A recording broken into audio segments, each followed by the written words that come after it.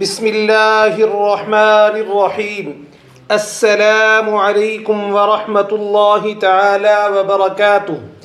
ابن حجر رحمۃ اللہ تعالی علیہ فرماتے ہیں کہ میں نے ایک آدمی کو ایک مقام پر دیکھا، وہ میرے علاقے کا تگڑا سیانہ بندہ تھا، مالدار آدمی تھا، اس کا بڑا دبدبہ تھا، بڑا رعب تھا، لوگ اس کا نام سن کر کانپتے تھے۔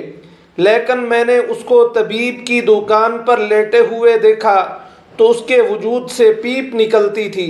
میں نے اس سے کہا، یار تیرے نام سے تو لوگ خوف زدہ رہتے تھے، تیرا نام لے کر تو لوگ بچوں کو ڈرایا کرتے تھے، تیرے ساتھ صلح رکھنے والے تو بازاروں میں گردنیں اونچی کر کے چلتے تھے، تجھے کیا ہوا؟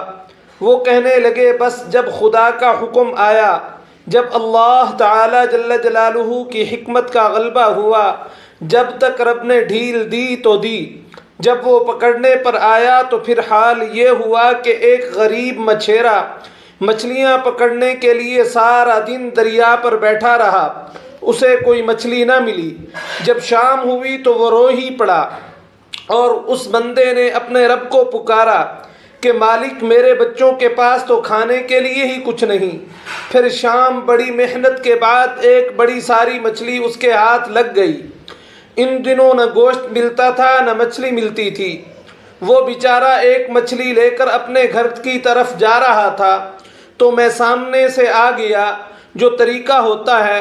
میں نے کہا، ہاں بتا کہاں سے لے کر آ رہا ہے اور کدھر جا رہا ہے؟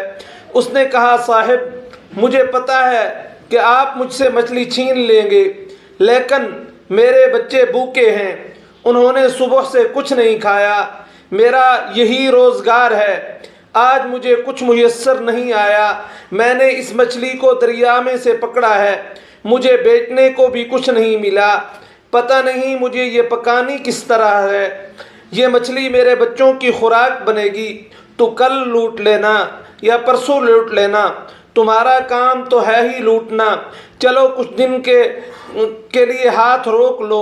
وہ کہنے لگا، جب اس غریب نے یہ کہا تو میں نے ایک تھپڑ مارا اور اس آدمی سے مچھلی چھین لی۔ مچھلی چھین کر میں اس مچھلی کو پکڑ کے گھر لا رہا تھا تو وہ آدمی کہتا ہے کہ اس مچھلی نے میرے ناخن پر تھوڑا سا کاٹ لیا، حالانکہ مچھلیاں کاٹا نہیں کرتی۔ میں نے کہا، کوئی بات نہیں، مچھلی ذرا بڑی تھی اس لیے اس نے کاٹ لیا۔ میں نے پٹی باندھی اور گھر والوں کو کہا مچھلی پکا دیں، انہوں نے مچھلی پکائی، کھائی، کچھ پتہ نہیں چلا۔ 2-4 دن گزرے تو زخم آگے بڑھنے لگا، طبیب کو دکھایا ہے تو اس نے کہا یہ تو انگلی کاٹنی پڑے گی۔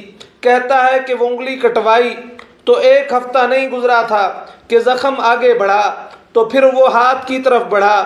میں نے جب طبیب کو دکھایا تو اس نے کہا کہ ہاتھ بھی کاٹنا پڑے گا، سارا بازو کٹوا چکا ہوں، رات کو نیند نہیں آتی، ایک لقمہ پیٹ میں نہیں گزرتا، میرے بچے، میرے بھتیجے، میرے بھائی، میرے عزیز گلی گلی اس غریب کو ڈھونڈتے پھرتے ہیں جس کا نام بھی ہم میں سے کوئی نہیں جانتا، تھک گئے ہیں تلاش کر کر کے، خدا جانے کہاں چھپ گیا ہے۔ اللہ تعالی جل جلالہ کی اتنی بڑی زمین پر وہ ملتا ہی نہیں ہے، میں سو نہیں پاتا۔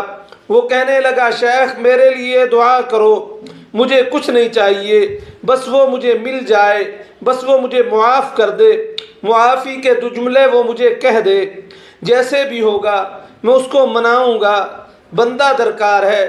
ابن حجر رحمۃ اللہ تعالی علیہ کہتے ہیں کہ وہ تڑپتا رہا، روتا رہا، آہو زاری کرتا رہا۔